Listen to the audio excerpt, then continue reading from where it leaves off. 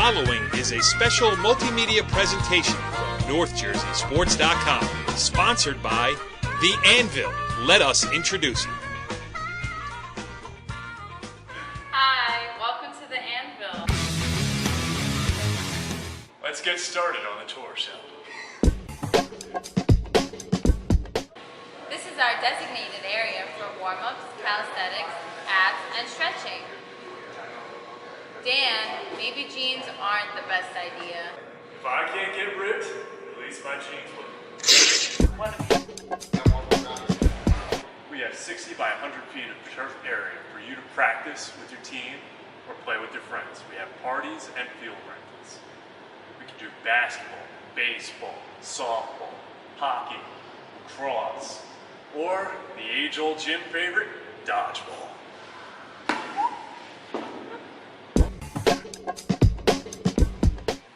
Here at The Anvil, we like to cater to all of our clients, even those who are not currently working out, especially the moms.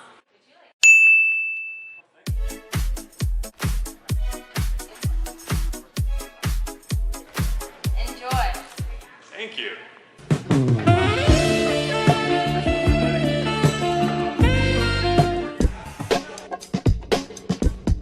Here at The Anvil, we have the sleds to help you shred. Isn't that right, Tyler?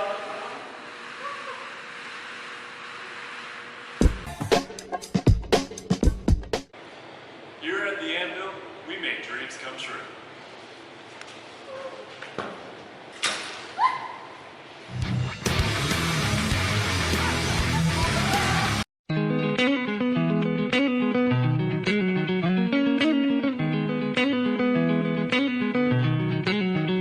Back on the Ballgame, NorthJerseySports.com original multimedia series talking all things basketball across North Jersey. This is episode 2 of the 2019-2020 high school basketball season. I am Corey Doviak, being joined by the man that this show is named after, the original North Jersey basketball insider. He is Richie Ballgame Barton. What's going on, Richie B? It's freezing out. It's the middle of basketball season. I mean, this is Richie B time right now. Yes. This is what I live for. Just great basketball games every day. Teams knocking each other off left and right. And in boys basketball, do you know that there is only one North Jersey team left that is undefeated? That is a curious development. You know, we should do something on that. Oh, no, wait, we will. On this episode of the Ball Game on NorthJerseySports.com, we will have the head coach of the lone undefeated team in North Jersey, the Kennedy Fighting Knights, and their head coach, Tommy Patterson, will join us shortly here on this episode, Richie B. So, look at this. Everything falling into place for episode 2. Well, hey, listen, once we get going, we take off. We've been doing it for years. We'll keep doing it for years. And, I mean, this year especially seems to be a little crazier than most, where, just from a parity standpoint, I mean, you got a lot of, you've got the teams, the Burton Catholics, the St. Joe's that are at the top, but, Paramus Catholic knocking off Don Bosco last night. Ramsey having to come back to beat Richfield Park.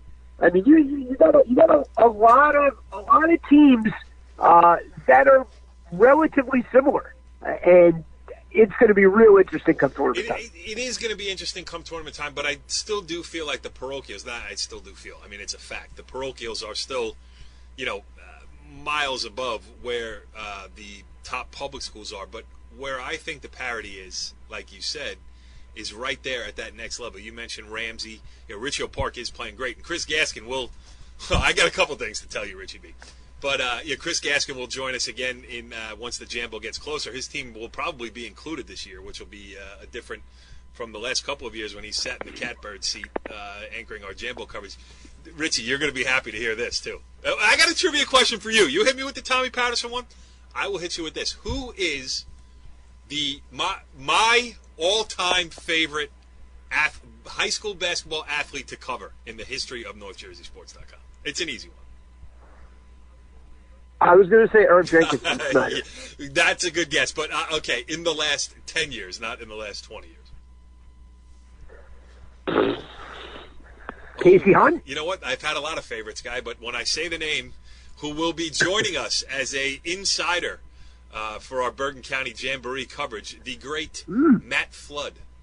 Kreskill. Oh, I should That have got that. I saw him last night. Yes. No, you're I right. covered Kreskill against Waldwick. Matt Flood is helping out. He just graduated from Ithaca College and is going to be going to grad school in the fall, so he's spending this little hiatus that he has here. I can't believe he's already out of high school 4 years, but yeah, love great that kid. kid. So He's I great. talked to him yesterday, and he was all pumped up, and I said, we'd love to have you.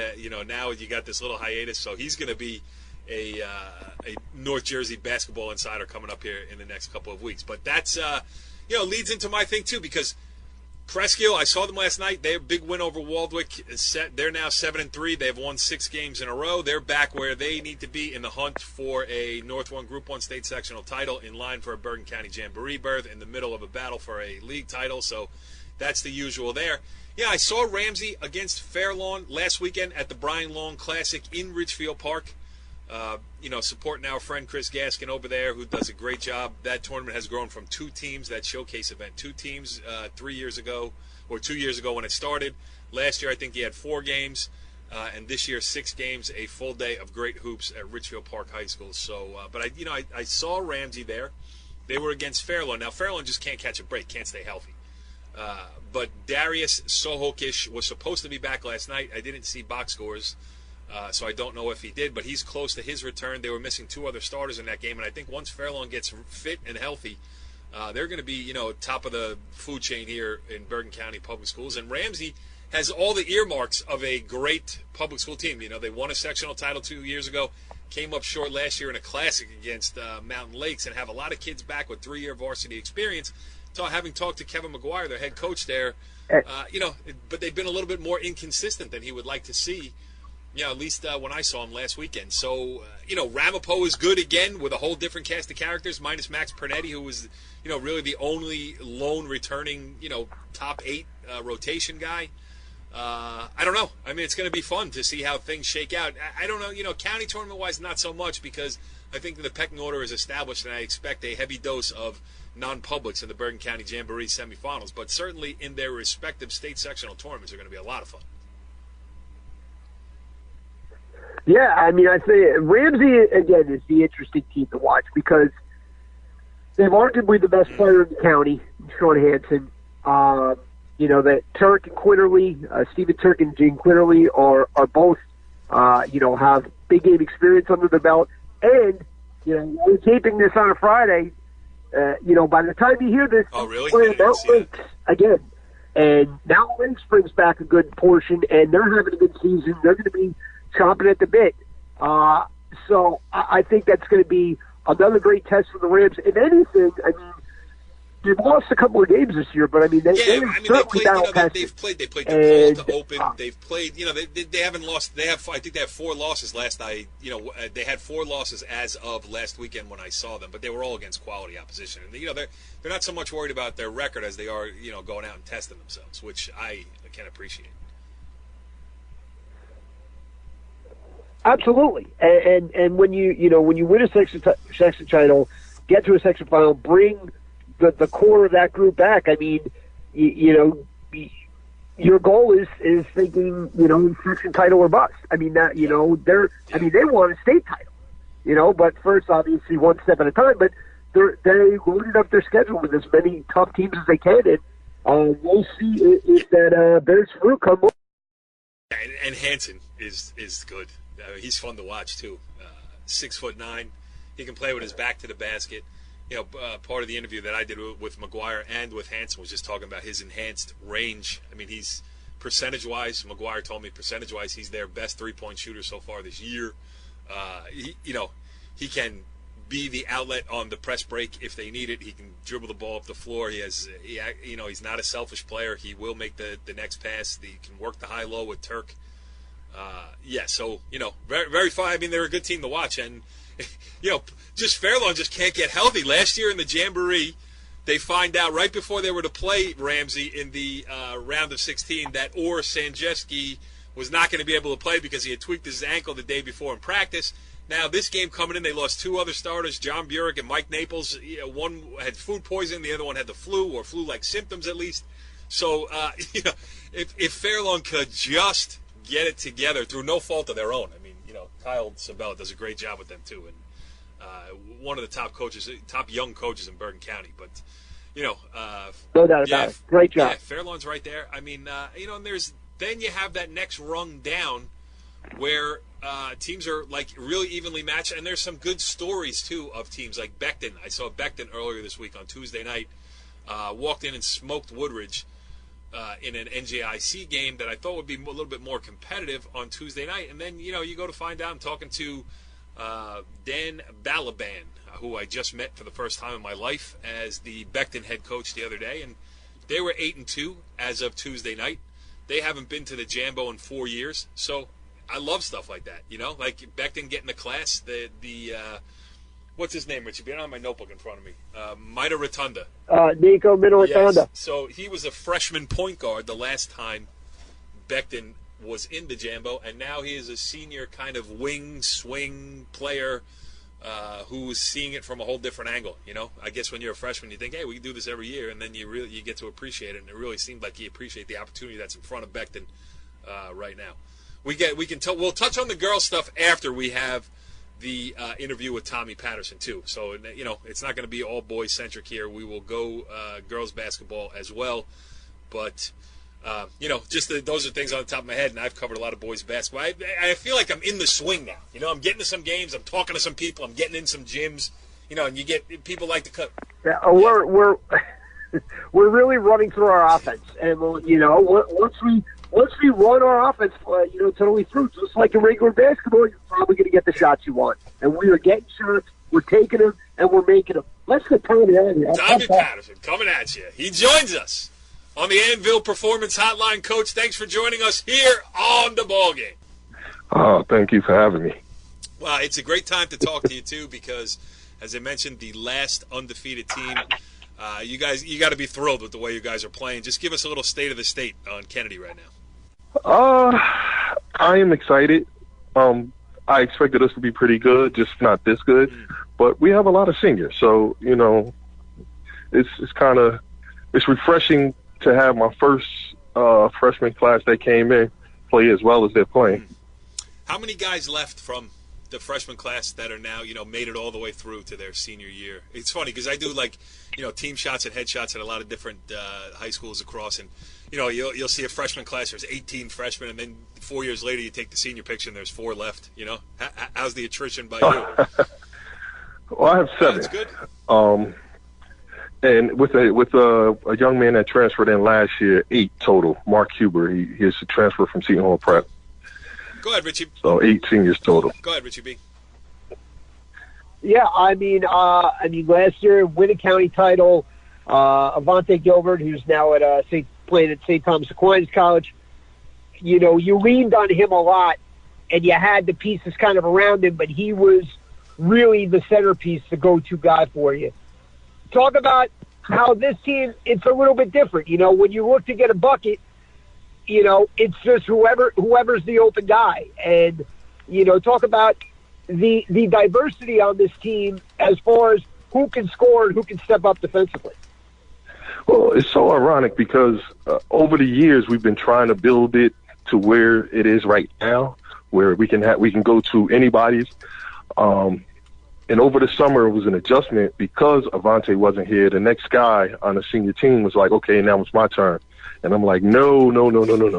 You get 10, you get 10, you get 10, you get 10. And all 5 of you get 10. That's 50. And Jerome Smart used to always say it's the first team to 60. So I said, all we need is somebody else to give us 10. So Deshaun Harrison and Mark Huber is probably going to lead the team in scoring. And then you get Hargrove that's going to come in with 10 points, maybe double-figure rebounds, or at least 7 or 8. And then my sophomores are really good. So that's the scary part. The kid Jaywan Briggs and Yasin Crawford, they're really good. They can get double figures in any game, but we're kind of holding them back a little bit because we have the seniors. Not holding them back, so to speak, but because we want to win the game. but holding them back in terms of their playing time, even though Yasin Crawford starts. And then we had a new addition and a subtraction. We lost a young man due to academics, but then we got a kid, Kyle Reddish, who played football, who is a monster on defense. He's a one-man press. So so whenever we need a stop, we always put him on their best player, unless it's a post player. And when we need a bucket, we just go with whoever's the hot man. Sometimes it's Mark Huber, sometimes it's Deshaun. It could be anybody on the team. Passaic County is like on an island here, especially in all of North Jersey, not just the North Jersey that we cover in Bergen, Hudson, and Passaic counties. We had Drew Morano on last week, the Union City head coach, and he said the Hudson County tournament has turned into the non-public invitational. Same thing up here in Bergen County. Since the closing of Patterson Catholic, DePaul hasn't had great teams in the past couple of years, and Eastside's taken a step back, so it's kind of open on a year-in, year-out basis. Like Wayne Hills was a number one seed, and Wayne Valley's made some runs. To me, the Passaic County tournament is the most fun of all of them because, if Kennedy is the obvious favorite and, you are the defending champion and undefeated again this year, I'm okay with that because you're a public school and, it's good. It's good to see Patterson public school basketball at the forefront of Passaic County basketball. I mean, just talk about that a little bit. You're in a different situation than a lot of other public school coaches across the entire state, not just North Jersey. Well, people are still trying to come get your guys. I know that. Don't sleep on DePaul. DePaul's not bad. I watched them play last night versus Wayne Valley. Wayne Valley has a couple of good guys that are young. Eastside is young. So all three of those teams are on the rise. We have seniors, and when you have seniors and that are guards who don't turn the ball over, it feels good to be in this position. So we're going to be in a lot of games and win a lot of games because of that alone. But, I came from Patterson Catholic, so I know how the Catholic thing goes. Right. Well, I started at Patterson Catholic. I didn't come from Patterson Catholic. So I know how the Catholic school business go. And just getting out and being involved in the community, working at Kennedy, a lot of their parents felt comfortable with sending their kids to Kennedy to play for me. That's half the battle. That's three-quarters of the battle. There weren't a lot of people. Right. And along with James Hargrove on my staff, Jerome Smart is on my staff, Carzell Collins, we all played at Kennedy. So now when parents come back, and a lot of the kids that play for us, either their parents went to Kennedy with us or their grandparents went to Kennedy with us. Tommy? That's crazy. So it makes it a lot easier to go out and try to ask a kid, do you want to play basketball at Kennedy?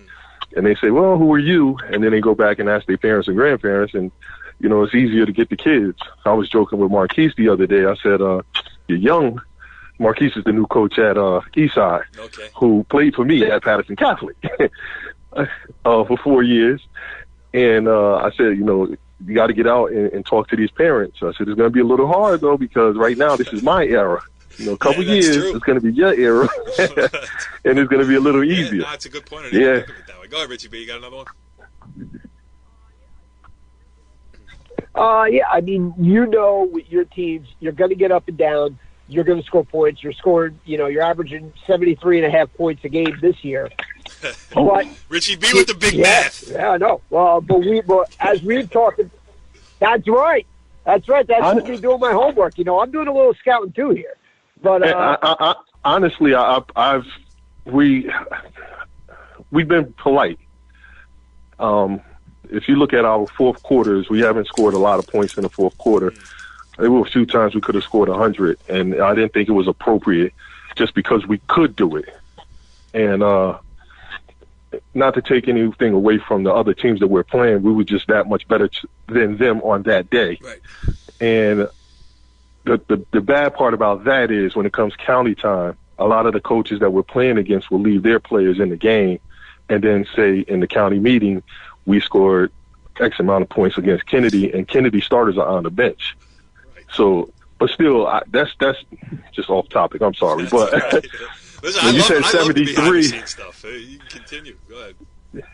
This when you said 73, I'm like, man, there have been a couple of times where our fans are booing us because we could score 100. Well, why are you taking them out? The parents and but I'm a coach, and it's not good for the kids that we're playing against, and it's not good for our kids to score 100 because it's fool's gold. They think they're going to go out and score 100 all the time, and then when the level steps up, it gets a little harder. Plus I don't want that blowback. Well, we talked about it last year after beating Clifton in the county final that, sometimes you get up and down, but sometimes other teams are going to handle that. Sometimes they're going to force you into a different kind of style of the game. But, right. The thing about your teams is that what we talked about is how you have to be able to adapt to any style. Because as you said, as the competition gets harder, you can't just control everything. You have to control what you can control. What you can control is how you play defense and your effort. Yep, absolutely. And I believe this year we're pretty decent offensively.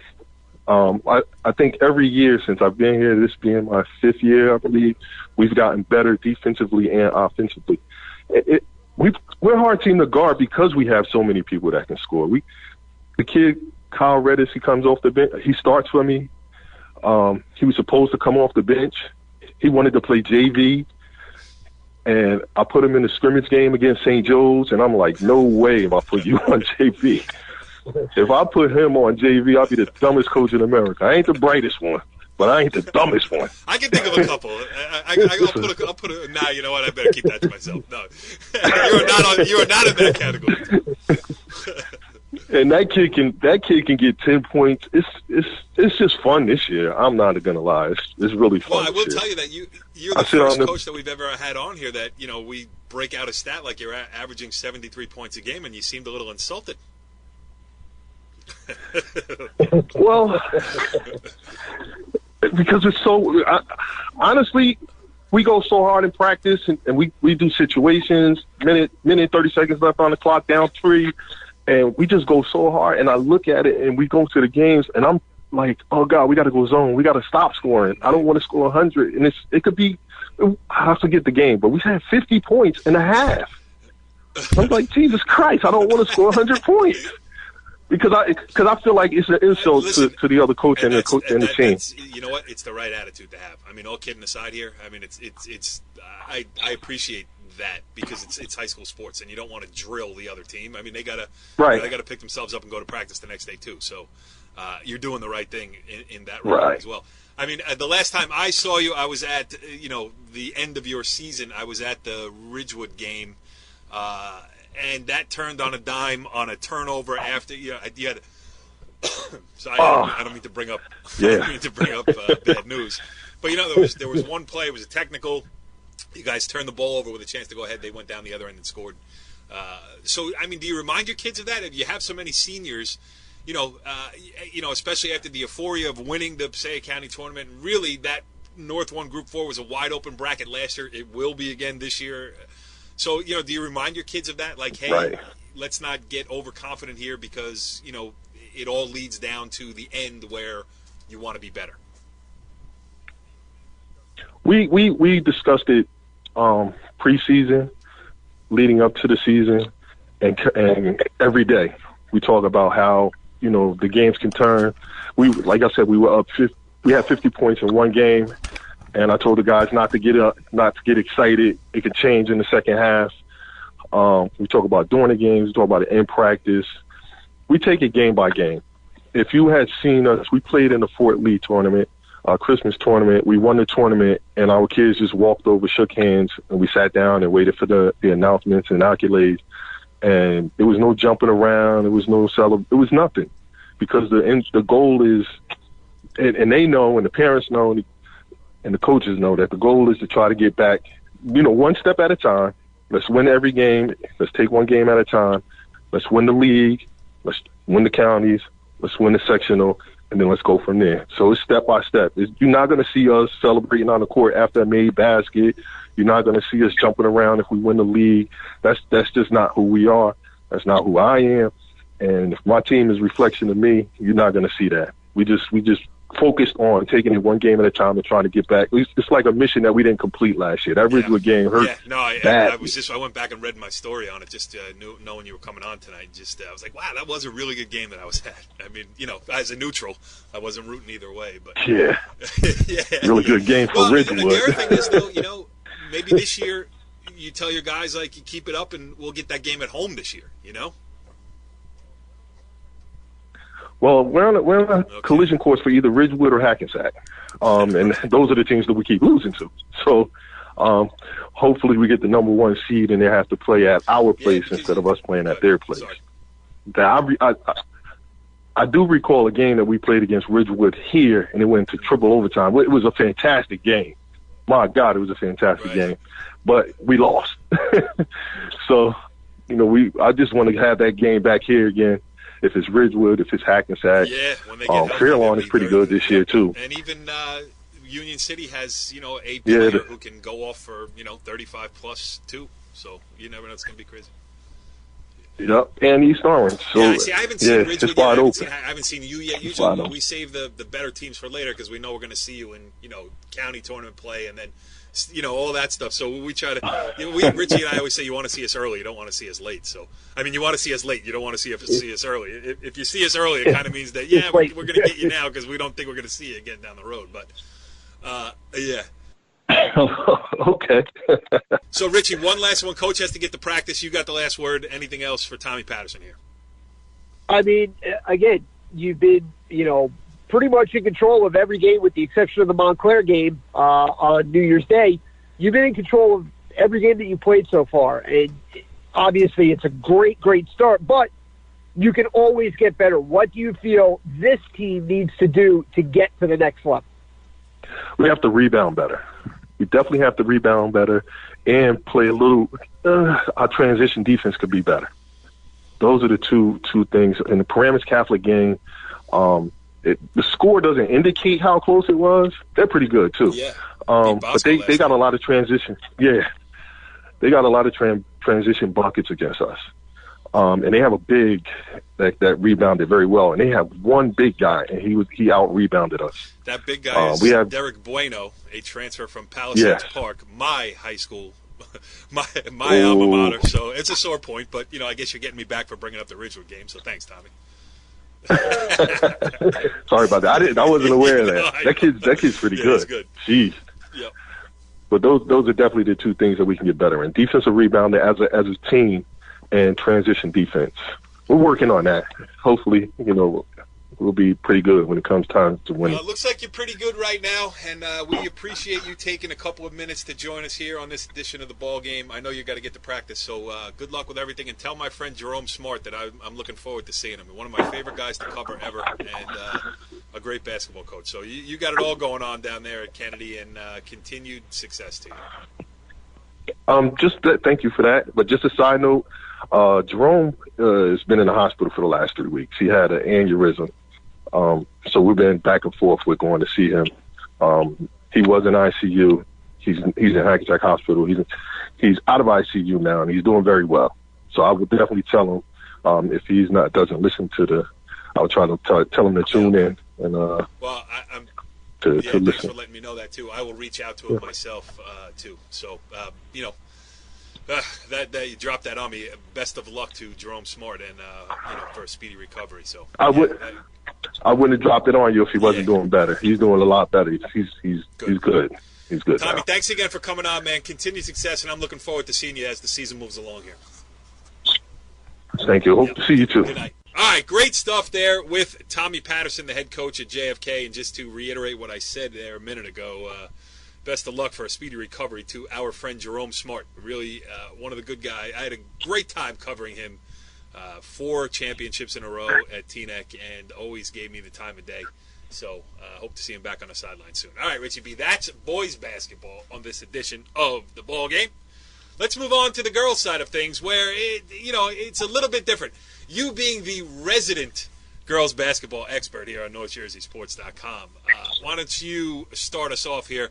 Obviously, IHA is doing IHA things.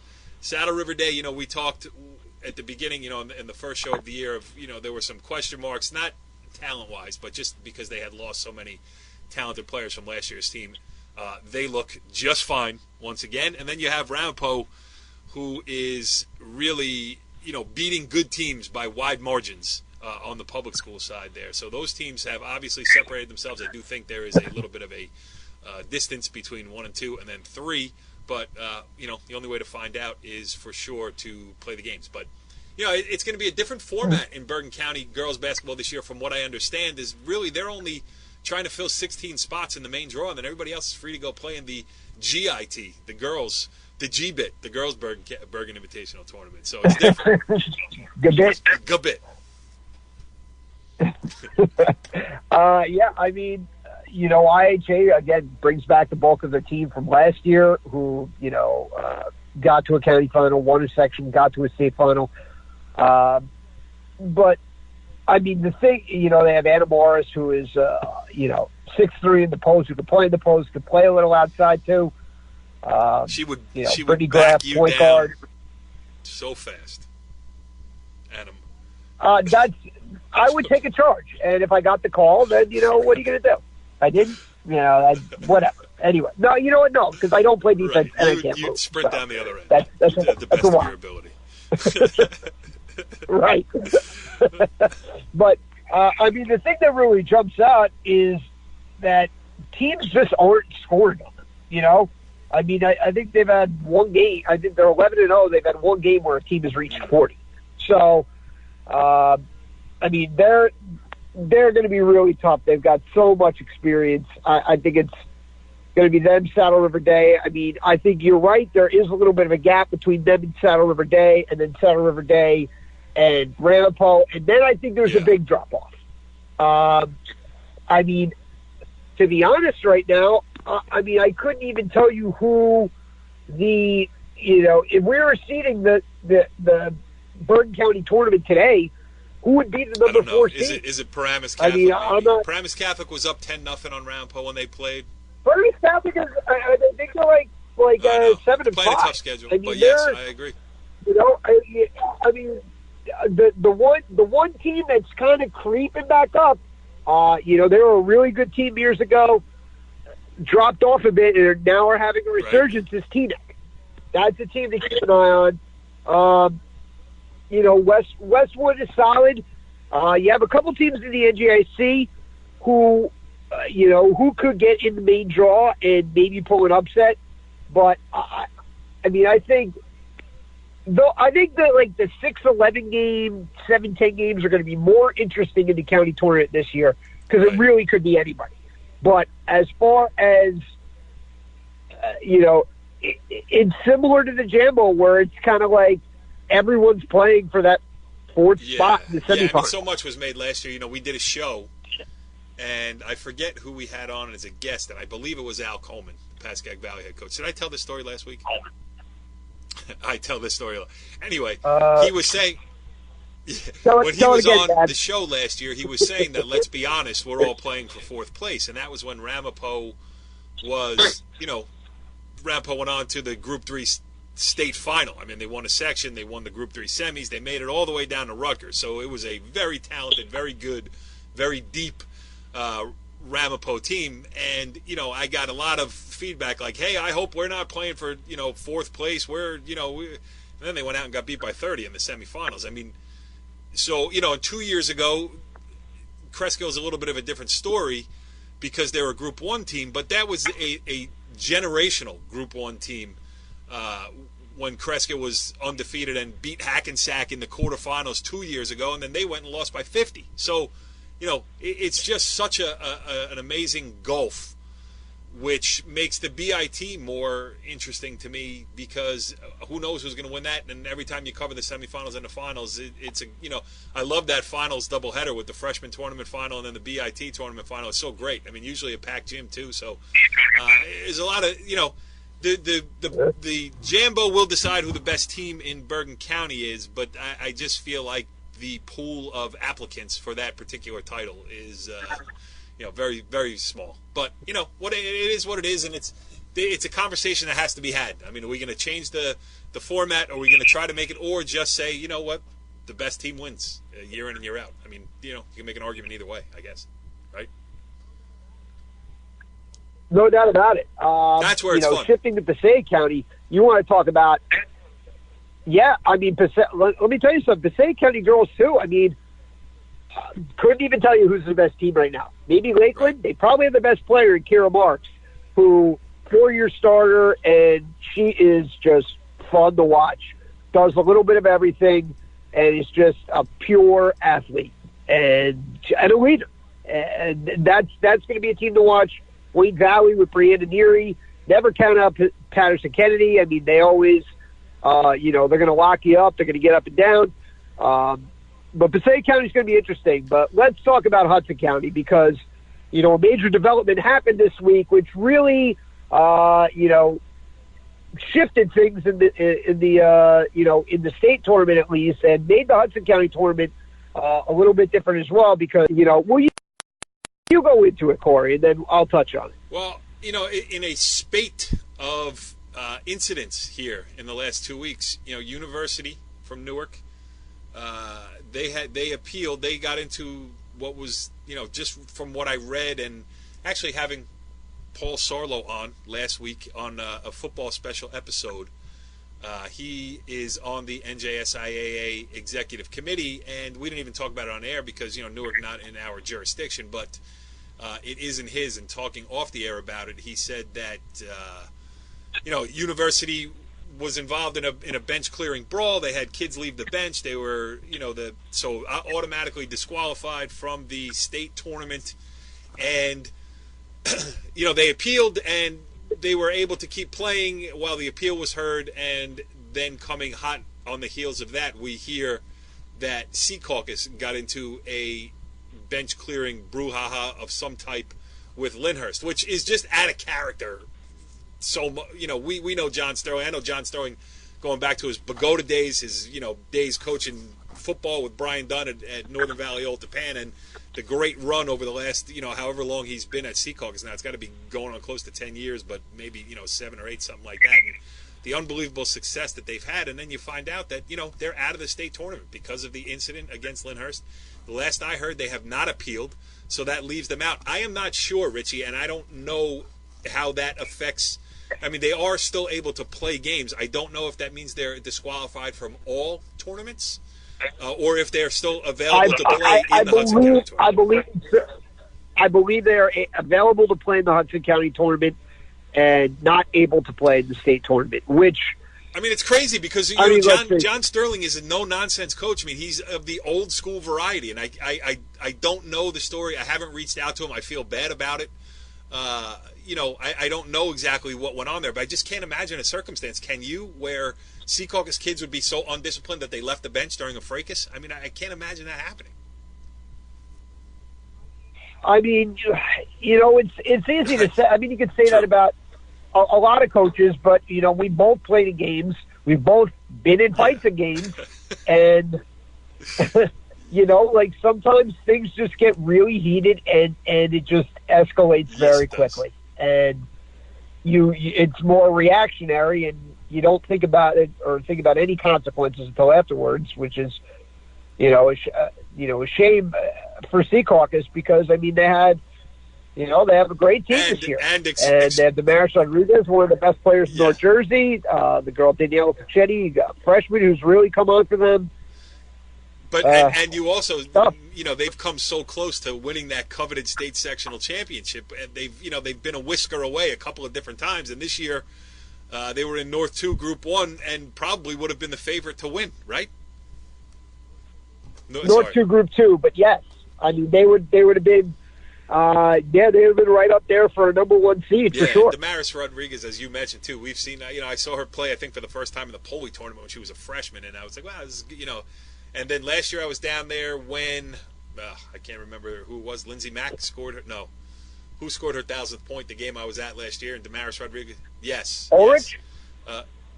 Or 2,000? Yeah, maybe 2,000 point, that's right. And Damaris Rodriguez, I believe, assisted on that basket too. So that's a bummer because I like Sea Caucus girls basketball being, a gritty bunch. And I like John Sterling and obviously Moner, the assistant coach down there too, friends of the site at NorthJerseySports.com. So it stinks. But sometimes it is what it is, and if it happened the way they say it went down, then that's the penalty, and everybody knew it before it happened. So that's tough. No doubt about it. I mean, it's just a crushing blow for a team that's been, as you said, right on the cusp of being a championship team. But, I mean, that's going to make them even more driven for the Hudson County tournament, and that's going to be wide open. Hudson County is on the rise too. There are a lot of teams that have really improved. I mean, Bayonne is excellent. Hudson Catholic, excellent. I mean, I would put them both on, pretty much on par with the IHAs and the Saddle River Days. And, Lincoln's always tough. And then you got teams like St. John's and Snyder that have, Weehawken, Kearney that have vastly improved. Yeah, we had Drew on last week. We promised to do more Hudson County. You actually followed through. You did a game. You did a great that Saturday afternoon game when you texted me and said, "Hey, guess where I am?" I was shocked. Snyder Dickinson. I loved it though too. It was great to have them both back on the site too, and a great atmosphere at Jersey City Public School basketball. Yeah, it's great. And let's face it, you got to get to Dickinson just for shooting purposes. I mean, just for taking pictures. It's just a great environment. I love to highlight those kids. I mean, they're with the collapse of local journalism, they're not getting as much press as they should, and glad you picked up the slack a little bit and got down there too. There was the only other thing that I wanted to mention in terms of Hudson County boys basketball is the announcement that Marist is closing, which is not surprising. They've been on strained finances for a couple years now. They barely survived. It had been announced that they were going to fold once before. The alumni rallied, but now it seems certain that it's going to go. And they had just beaten Don Bosco Prep, and they've got their best team in years in Marist. So I'm hoping they do well down the stretch here, just in their swan song. And you think about all of the non-publics that have closed over the years. I mean, from as a Pal Park kid, we used to play in the St. Aloysius holiday tournament. St. Aloysius has been closed for a long time. St. Joe's of the Palisades, St. Mary's, the Ramblers, one of the great nicknames in Hudson. Yeah, great gym too. Tom Alicado was a great gym. coach, and then he went on the bench with Bob Hurley, and then St. Anthony's closed, and Patterson Catholic, like we talked with Tommy, and Don Bosco Tech years ago too. So tough time for these places, and it's easy to make them the boogeyman all the time, but you realize that they got to do something to try to keep the doors open. A lot of them market through sports, and it just stinks when a kid has one less option of where to be. And I'm not even talking athletically. I'm just talking about in their life. Sometimes those Queen of Peace, another one. I don't know. I don't even know. I don't know what I'm talking about, but just. I am talking about the fact that the landscape of high school athletics is continuously changing, and we will keep up with all of it because that's what we do here on NorthJerseySports.com. Richie B, until next time, you got a fancy little tagline that you like to say at the end of these shows? Go ahead, do it now. All right, well, listen, my beloved Packers are playing on Sunday. Go, Pack, go. See you next week on the Ballgame. Follow the leader.